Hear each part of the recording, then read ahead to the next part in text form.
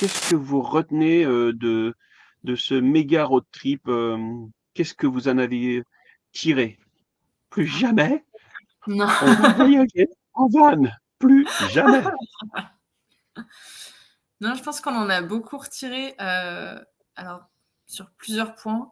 On a beaucoup appris sur l'histoire, sur la guerre, notamment.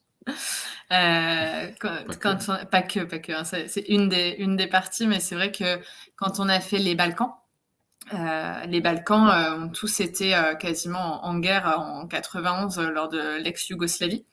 Et c'est des pays où, en fait, ils sont encore très marqués. Ils sont à peine sortis de cette période. On en ressent encore les conséquences aujourd'hui. Les villages sont encore, les maisons sont encore instables, les murs sont encore criblés de balles, ce genre de choses.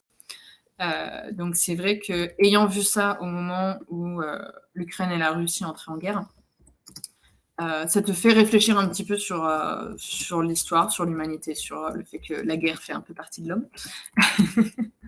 Donc plutôt grandir de ce côté-là, où jusqu'ici pour nous, qui sommes nés en 95 et 96, la guerre c'était dans les livres d'histoire et c'est tout, quoi. C'était vraiment assez éloigné de nous. Donc ça nous a fait un peu réfléchir là-dessus. Après, en termes de culture, on s'est aussi beaucoup ouvert à une culture un peu plus différente de la nôtre quand on est arrivé en Turquie et en Albanie aussi, qui était assez différente. Aujourd'hui, nous, on avait choisi de faire un tour d'Europe. On n'était pas forcément attirés par des pays plus éloignés. L'Asie, l'Inde, enfin des pays comme ça, le Moyen-Orient, c'était pas du tout des pays qui nous donnaient envie. On s'imaginait pas voyager là-bas. Et finalement, après avoir fait la Turquie, qui est le pays le plus éloigné d'un point de vue culturel, je trouve, de tous ceux qu'on a fait par rapport à la France. Et c'est quand même en Asie. Et il y a On n'avait jamais fait l'Asie. En Asie. C'est celui qui nous a fait le plus voyager d'un point de vue dépaysement, et c'est celui qui nous a vraiment donné envie d'aller beaucoup plus loin, en fait. Donner envie de voir des gens qui vivent totalement différemment de nous, avec différentes croyances, avec différentes traditions, et qui sont super enrichissantes. Et donc, après votre road trip, vous vous êtes pas dit, oh, ce serait cool, et si on vivait à 100% dans notre van? Non, non, moi ça n'a jamais été mon idée. Peut-être qu'il y a mis un peu plus, mais moi ça n'a jamais été mon idée. Pour moi, il y avait un début, une fin, et donc après j'étais ready pour faire la suite de ce qu'on avait à faire. C'est très carré dans la tête d'Adrien tout le temps. Non, mais pour moi, il y avait un début, une fin, et moi, je me reverrais pas faire un voyage aussi long, pas sur autant de mois, peut-être un mois grand maximum, mais pas sur autant de mois. Je pense pas, je sais pas. En tout cas, aujourd'hui, je vois pas faire ça, refaire sur aussi long. Pourquoi sur aussi long? Parce que je sais pas, c'est quoi ton ressenti? Parce que en fait c'est surtout la période d'hiver, la fin du voyage où c'est beaucoup plus dur en van, donc un énorme respect pour ceux qui vivent été comme hiver, parce que et en plus on était en Norvège, donc c'est aussi ça, le climat n'est pas le même que si on passe son hiver en Espagne par exemple, comme certaines personnes. Non mais Après, non mais en fait,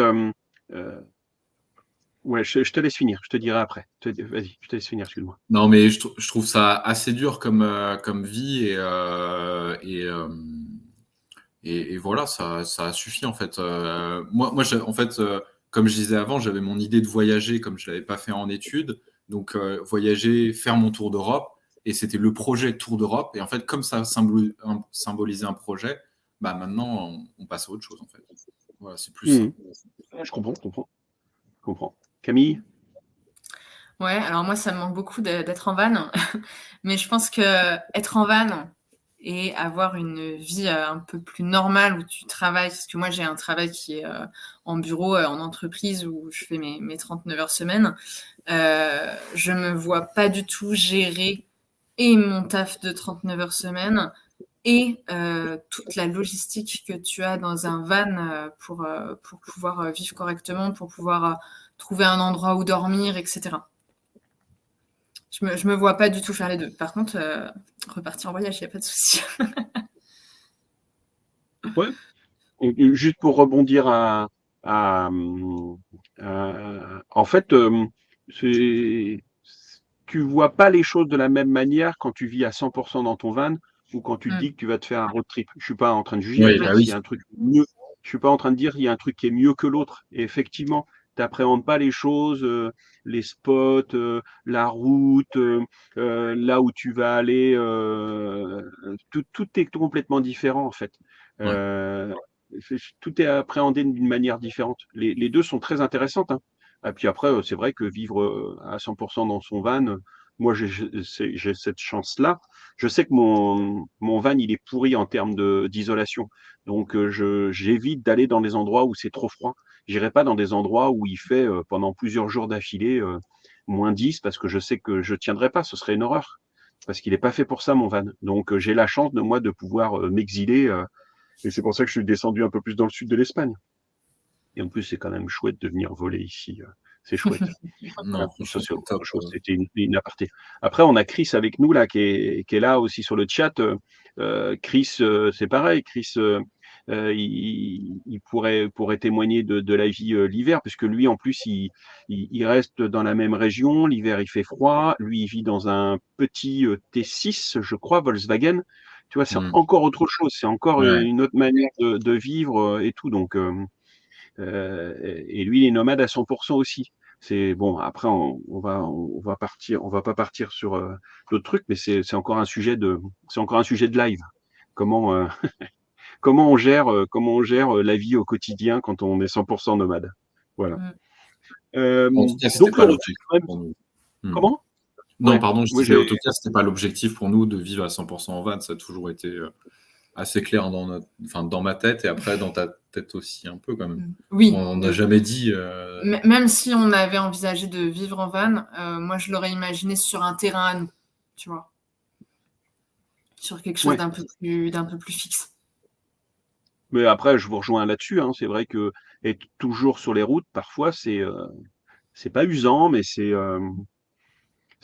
moi, je suis dans cette période-là d'interrogation constante en me disant ah tiens, et si je me prenais un pied-à-terre et que, parce que j'en ai parlé déjà depuis super longtemps, prendre un pied-à-terre. Et en fait, je suis dans l'état d'esprit de me dire ouais, mais je crois que je m'ennuierais d'être toujours au même endroit. Faudrait que je Mm. voyage tout le temps. Et inversement, quand tu voyages tout le temps, forcément, il y a aussi des inconvénients où tu as un lien social qui est différent, Ouais. tu as plein de choses qui sont différentes. Tu dois chercher, pas tous les jours, mais tu dois chercher régulièrement un nouvel endroit. Enfin, t'es jamais vraiment chez toi. Donc, effectivement, mais c'est un long débat. C'est un long débat. Donc, depuis que vous êtes revenu, alors, est-ce que ça vous a changé quand même de voyager un an et demi, ou est-ce que vous êtes rentré, vous avez repris votre quotidien, merci, au revoir, et puis c'était super. Au revoir. C'est une bonne question. Moi, j'ai un peu justement cette impression d'être revenue au quotidien un peu sans le vouloir, tu vois. C'est pas forcément ma volonté, mais à partir du moment où tu reprends un travail, tu reprends une maison, enfin, c'est en location, mais tu retrouves quand même un train-train quotidien que tu avais déjà avant. Et tout ce que tu as pu avoir l'habitude de faire en voyage, tu le perds un petit peu. Ouais, c'est ça qui peut être embêtant, c'est revenir dans le train-train quotidien. Mais après, si, moi, ça m'a changé l'état d'esprit niveau mental. Je pense que ça change beaucoup de choses. Bah, on en parlait en off, Philippe, samedi, mais c'est en fait, quand tu es dans le train-train quotidien, justement, tu n'as pas forcément le temps de te retrouver avec toi-même.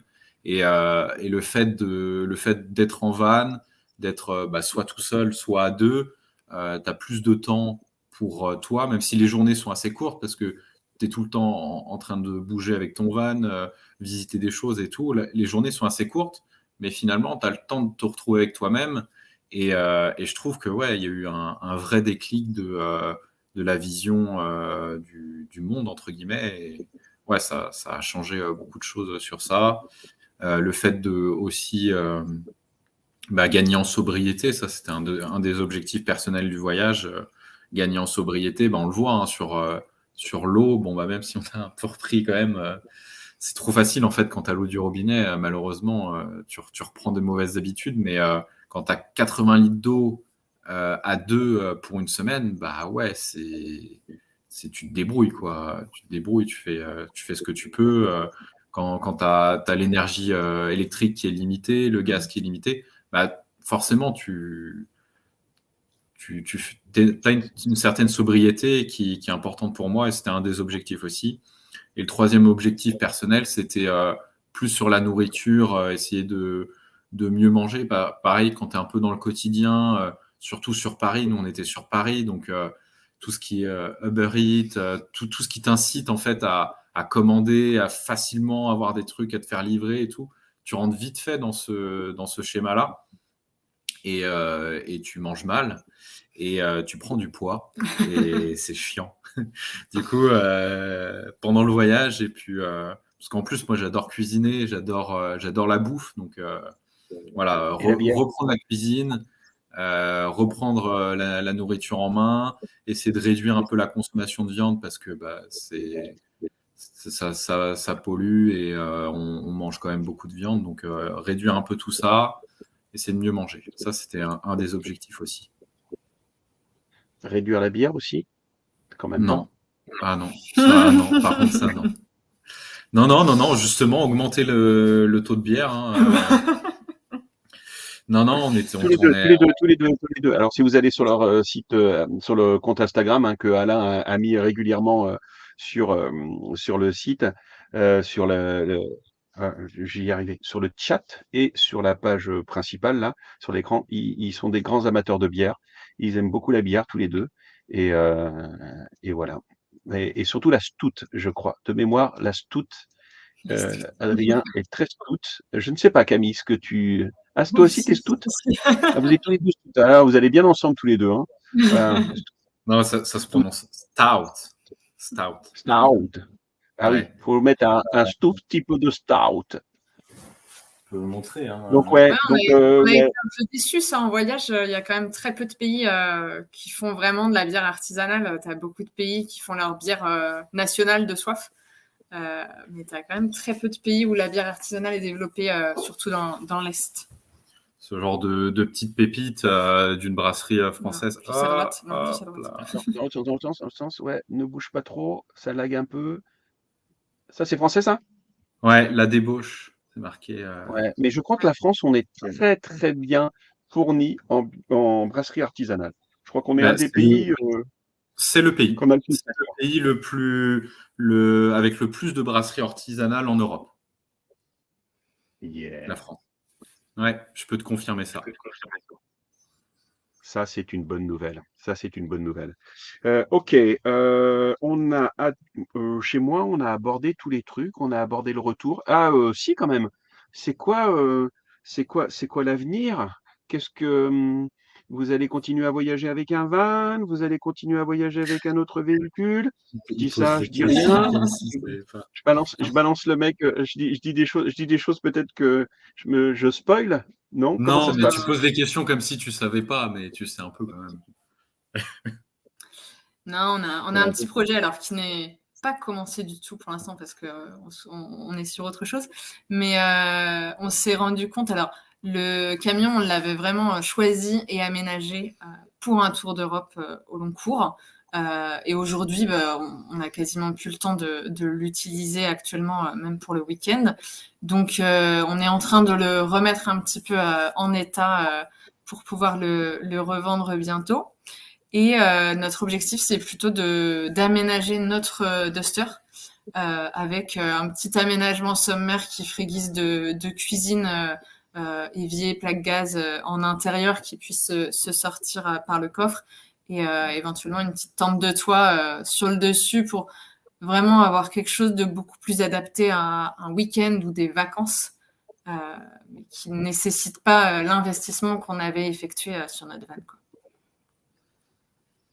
Yes. Vous savez déjà, oui, c'est ça, un Duster. Ouais, on l'a le Duster. Ça sert de voiture de tous les jours. Oui, c'est notre voiture. En fait, c'est pour ça, hein, c'est un véhicule que l'on utilise, alors que Billy, qui est le Ducato, on l'utilise plus. Donc, il faudrait lui trouver une petite famille ou une personne seule qui ferait un tour d'Europe pour le faire rouler un peu. Alors moi, il y a très longtemps, je viens de me souvenir d'une conversation qu'on avait eue il y a bien longtemps, parce qu'en fait, moi, la première fois que je l'ai vu, le Billy, c'était la seule et unique fois où j'ai été au VDL, et c'est la première fois que je l'ai vu, en fait, c'était au VDL. C'était la première fois, je crois que vous le sortiez, que vous le mettiez en expo au VDL. Il était encore Ouais, vide à l'époque. Je crois qu'il y avait juste l'installation électrique dedans qui était juste un peu posée et tout. Et alors, on m'avait vendu. Et même après, quand on s'était revu chez Justin, d'ailleurs, Justin, on pense fort à lui, parce qu'il est revenu en France et tout, pour ceux qui pas suivent ses bien. petites aventures. Là. Bon, il a l'air de bien aller. Là, j'ai vu ses stories sur Instagram. Il a l'air de manger du camembert. Quand on mange du camembert normand, je pense qu'au niveau de la santé, ça va, tout va bien. Donc voilà, une petite pensée à lui. Mais quand on s'est vu donc chez Justin, qu'on avait monté le Smartorion, tu m'avais quand même vendu un fourgon aménagé, le premier fourgon aménagé avec un tirage pression dans le fourgon. Un Je ne tirage à l'ai bière. jamais vu. Je ne l'ai jamais vu. Aïe, aïe, aïe. Et au bout d'un moment, il y en a une qui lui a dit qu'il fallait arrêter de mettre 50 options et qu'il fallait partir en voyage. J'ai mis trop de Ouais, sous. oui, quand même, ce tirage pression là, dans ce, moi ça m'a fait rêver, moi, ça m'a fait rêver. T'inquiète pas, c'est encore dans ma tête. Attention, parce que j'ai jamais abandonné l'idée de faire un système de tirage à bière. Et donc on avait aussi un projet quand même. Il fallait Oui, c'est vrai. qu'on ait une date de début, une date de fin, parce que en 2023, donc cette année, nous allons nous marier, le 15 juillet. Et donc on a effectivement un petit projet bière pour notre mariage. En réflexion.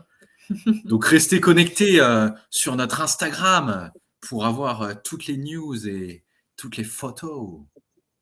Allez Alain, balance-le Instagram, balance-le Instagram. Vas-y quoi, vas-y, vas-y. Oh, c'est gentil. Merci Merci, merci, ça Sylvie. va être pour les bières, ça.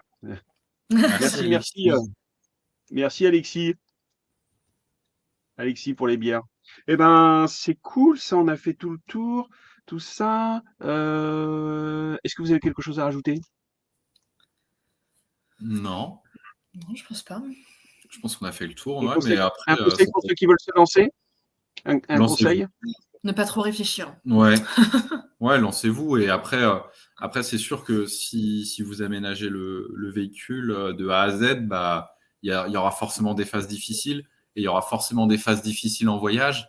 Mais petit à petit, en fait, quand on avance en voyage, on arrive à prendre du recul et se poser. Et franchement, après, c'est top quand on prend du recul sur les choses et ça fait du bien.